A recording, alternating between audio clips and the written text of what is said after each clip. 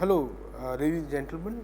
My name is Professor Rakshit, and I am giving this lecture today on behalf of Professor Gudmund Eriksson of the O.P. Jindal Global University.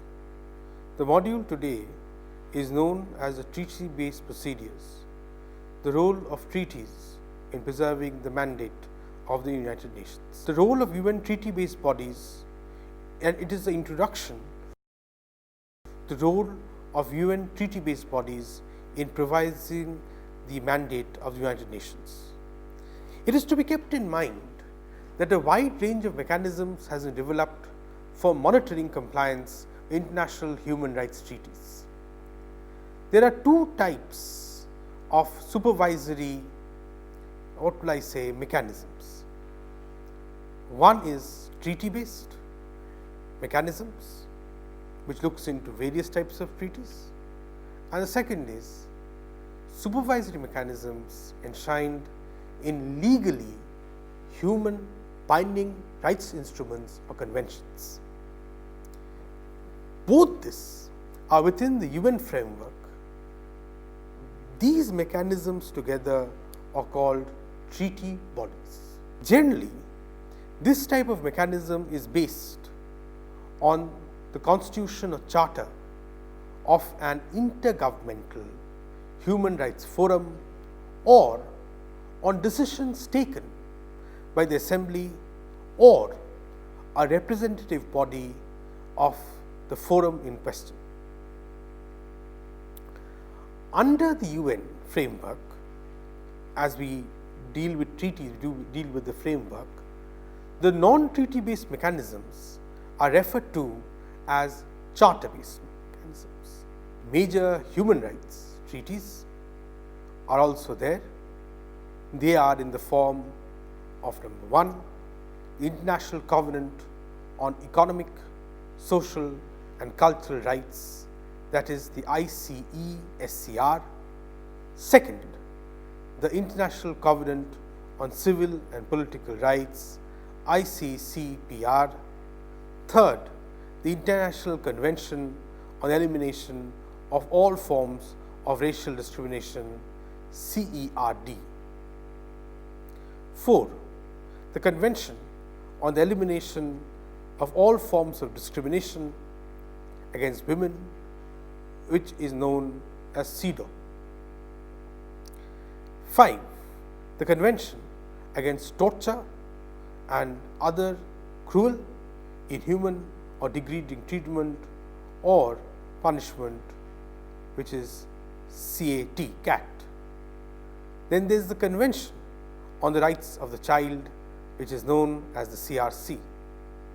7.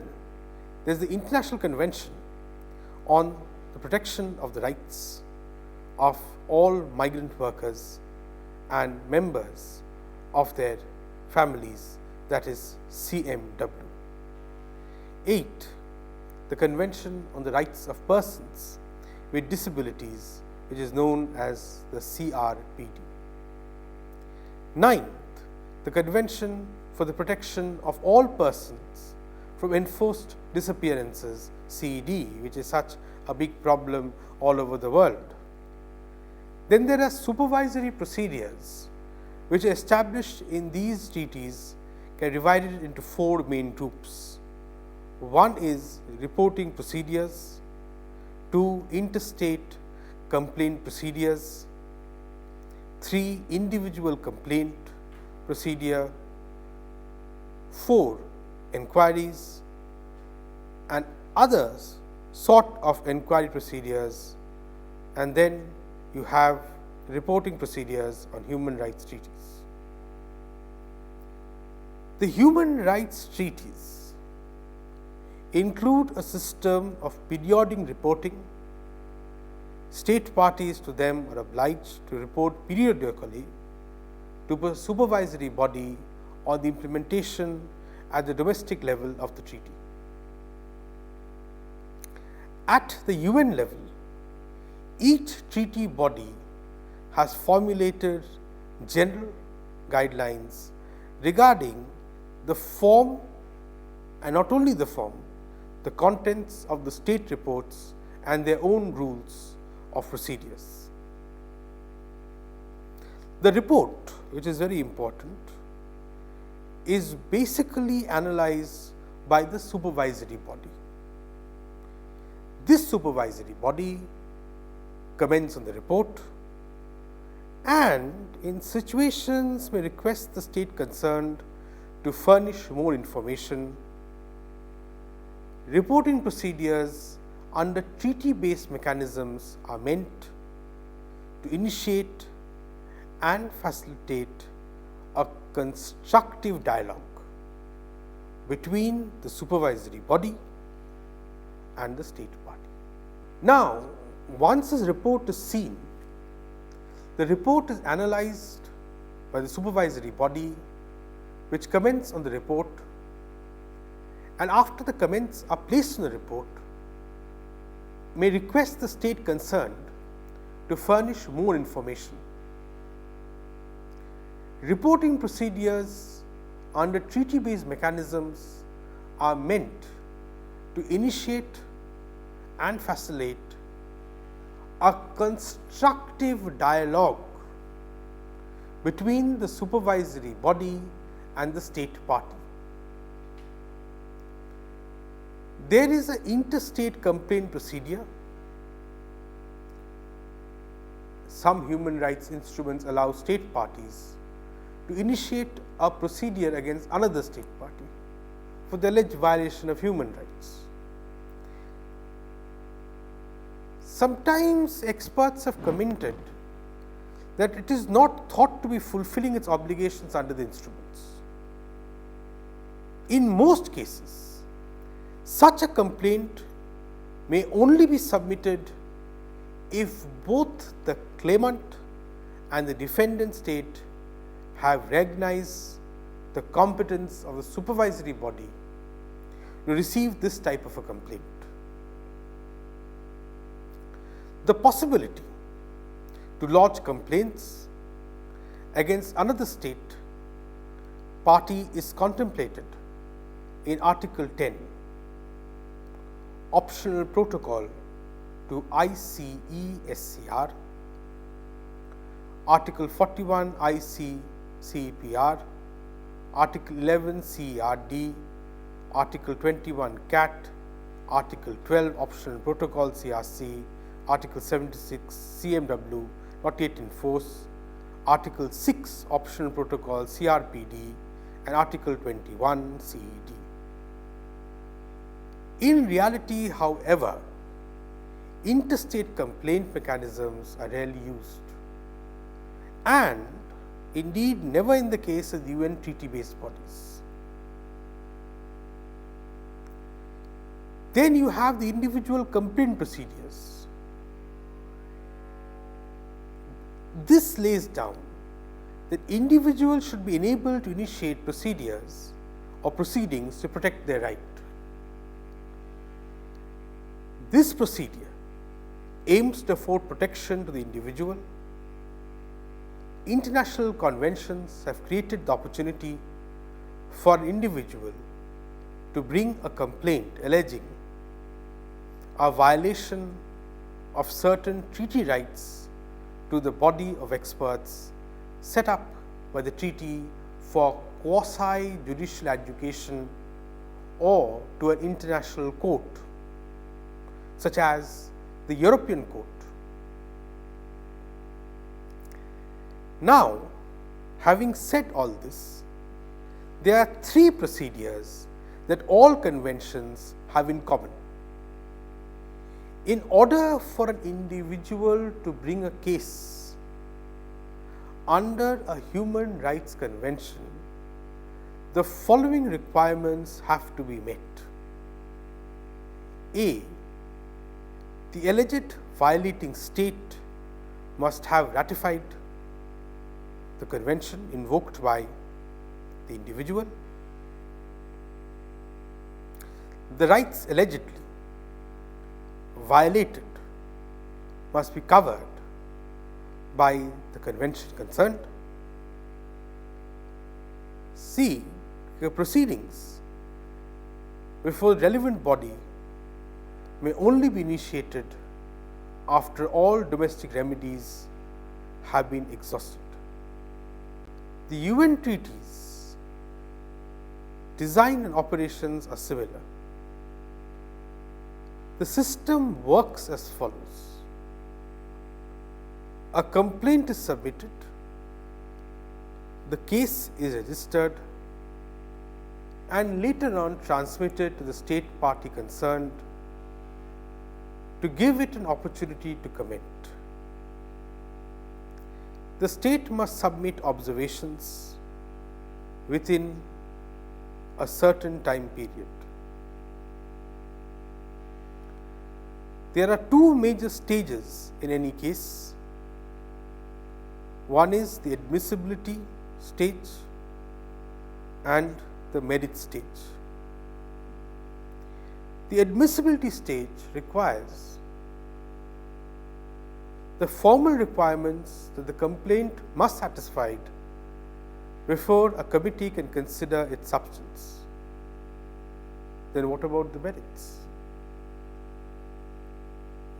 The substance on the basis of which the committee decides whether the rights under treaty have been violated. Now, it is important to note that once the state replies to the complaint, the victim is offered an opportunity to comment. If the state party fails to respond to the complaint, the committee may take a decision on the case on the basis of the original complaint. Now, when a committee decides that the state party has violated a right, it invites the state party to supply information on the steps that it has taken to give effect to the committee's findings, inquiries and other procedures. The group of supervisory mechanisms includes all procedures that do not fall under those mentioned above. Most involve inquiries, but others may entail initiatives aimed at preventing violations or promoting compliances with specific human rights. The supervisory bodies play a massive role as generally cannot initiate proceedings and are largely dependent on information submitted by governments, NGOs, other bodies or individual petitioners. Examples of existing inquiry and other procedures, which we shall do right now. Article 11 talks about the optional protocol ICE-SCR. Article 8 talks about optional protocol of the CEDAW. Article 20 talks about CAT and optional protocol CAT. Article 13 optional protocol CRC, and Article 6 talks about the optional protocol of the CRPD. Article 32 talks about the CED. In order to determine which supervisory mechanism applies in a specific case, the following considerations may be relevant. Number one, which specific human right has been violated? That is the first thing. Where has the alleged violation taken place? Which government is held responsible and to what extent? Which convention protects this human right? Mechanisms can have a more confrontational character. Sometimes individual complaints are possible both at the universal level at the ICC-PR, CAT, CEDAW optional protocol, as well as under a regional system, that is European Convention and American Convention.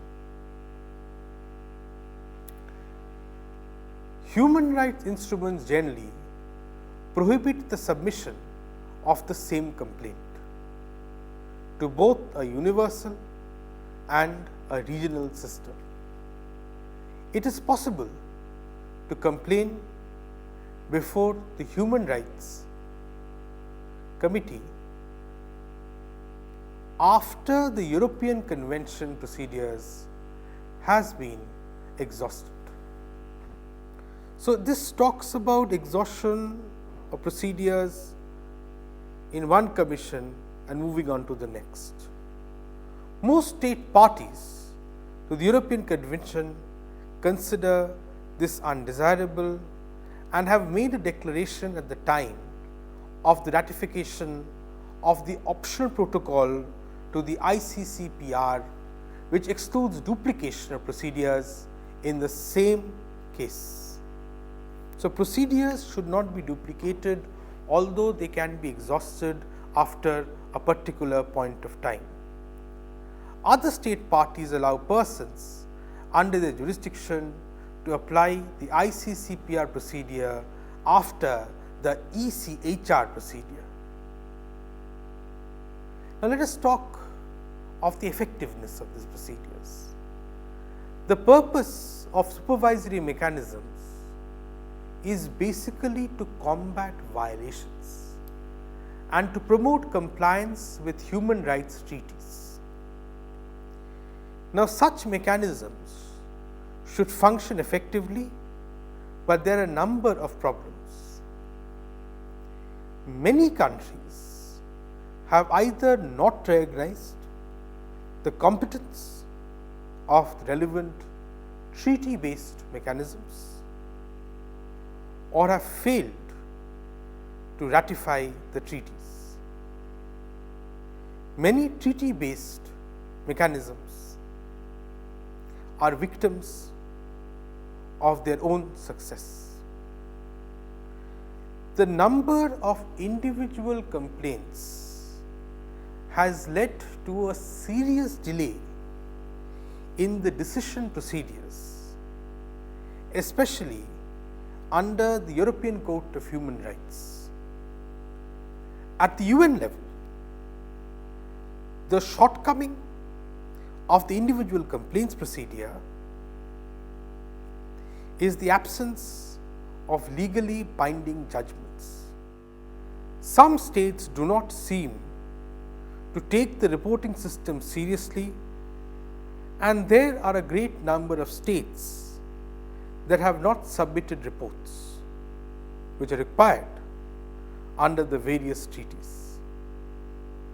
At present, the reports are overwhelming in number and tend towards duplication. This creates a serious burden for states, especially for developing countries, which have to submit numerous reports. The examination of reports under the treaty based reporting and the mechanisms thereof also faces problems. The value of reports depends on the depth of research that not only underpins them, the clarity of their content and the timeliness of their production and delivery schedules. Some states do not seem to take the reporting system seriously, very unfortunate, and there are a great number of states that have not even submitted reports which are required under the various treaties. At present, the reports are overwhelming in number and there is a tendency towards duplication. This creates a serious burden for states, especially for developing countries, which have to submit numerous reports. The non-treaty based proceedings are also encountering serious difficulties. The mechanisms are political by nature, and the examination of violations often takes a long time.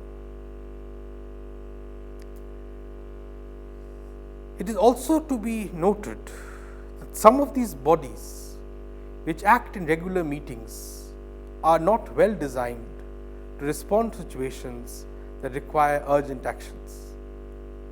The mobilization of shame, one of the tools employed by the charter-based procedures, can however be very effective. Now, it could be argued that a centralized system, either for the UN treaties or more generally, would enhance supervision. The supervisory mechanisms are the product of specific decision making processes which cannot be simply unified. Mechanisms are the product of specific decision making processes which cannot be simply unified.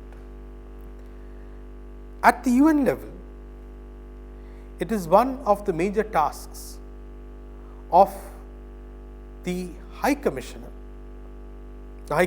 for Human Rights, to improve the organization and coordination of the activities of the various supervisory systems. Any improvement in the supervisory systems requires the support of states. Such support is lacking, and states seem reluctant to encourage rigorous scrutiny of the human rights record. Now, NHRIs, NGOs and civil society are crucial to strengthening human rights supervisory mechanisms. NGOs should play an active role in lobbying for states to pay more attention to the human rights supervisory systems. It is also to be noted that with these mechanisms in mind, the condition of human rights is not very well across the world, and therefore, in order to summarize, it is to be noted that there is a treaty-based organization. It is all under the aegis of the United Nations. The United Nations makes sure that there are treaties which are binding and the role which is supervisory. But there is a criticism which talks about the filing and making of reports, and it is seen that despite all its efforts, many member states are not willing to share their human rights records with the rest of the world. So, the learning outcome of this module is basically to know the treaty-based supervision of the United Nations, how it coordinates with other bodies to form treaties, and how these treaties are used by individuals and states in cases of violation, and one can exhaust remedies of one set of treaties before it jumps into the other one. Thank you.